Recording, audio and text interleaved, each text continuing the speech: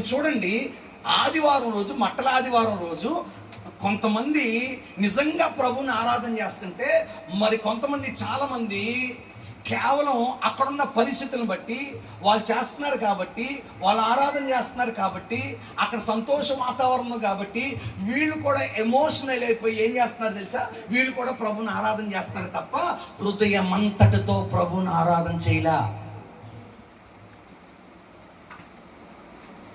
వీరు పెదవులతో దేవుని గణపరిచారు తప్ప వారు హృదయ అంతరంగంలోంచి దేవుణ్ణి గణపరచలా. వారు నిజంగా వాస్తవం తెలుసుకొని ఈయన మా కోసం వచ్చినటువంటి మెస్సయ్య అని లేఖనాన్ని పరిశోధించి తెలుసుకొని నిజంగా వీళ్ళు ఆరాధన చేయలే. కేవలం కొందరు ఆరాధన చేస్తుంటే అక్కడ సంతోష వాతావరణం ఉంది కాబట్టి ఆ సంతోష వాతావరణం వీళ్ళు కూడా ఏం చేశారు, కలిసిపోయారు అంతే. ఎమోషనల్ బీయింగ్స్ అంతే. జస్ట్ ఫ్రైడే వచ్చేసరికి, శుక్రవారం వచ్చేసరికి అక్కడ చాలా ఉద్వేగభరితమైనటువంటి సిచ్యువేషన్ ఉంది. అక్కడ పిలాతు దగ్గర యేసు ప్రభు నిలబడ్డాడు దోషిగా, ప్రజలందరూ కేకలు వేస్తున్నారు.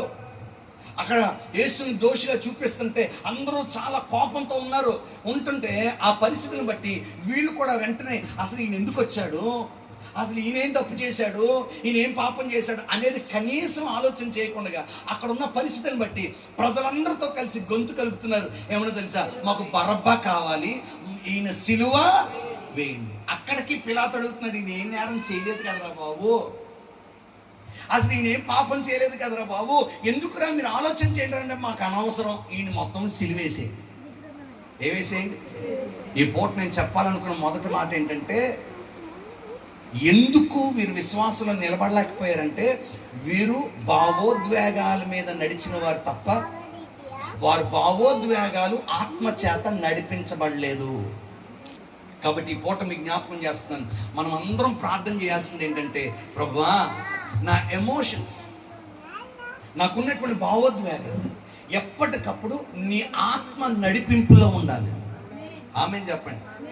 ఆత్మ నడిపింపులో కాకుండా శరీర సంబంధమైనటువంటి ఆలోచనతో నీ భావోద్వేగాలు నడిపించబడుతుంటే జాగ్రత్త, మనం ప్రమాదంలో పడతాం. బైబిల్లో ఒక వ్యక్తిని మీకు జ్ఞాపకం చేస్తాను. ఈయన పేరు సమూయేలు అని అందరూ కొంచెం బిగ్గర చెప్పండి. సమూయేలు గారికి ఒక రోజు చాలా కోపం వచ్చిందట. ఎంత కోపం అంటే కోపావేశుడై అని రాయబడి ఉంటుంది. ఎవరి మీద కోపం వచ్చిందంటే ఆ దేశాన్ని పరిపాలన చేస్తున్న రాజు మీద కోపం వచ్చింది, సౌలు మీద. ఎందుకు వచ్చింది అయ్యా కోపం అంటే, సౌలు దగ్గరికి వెళ్ళి, సౌలా నువ్వు అమాలేకీయులతో యుద్ధం చేయాలి, యుద్ధం చేసినప్పుడు ఒక్కరిని కూడా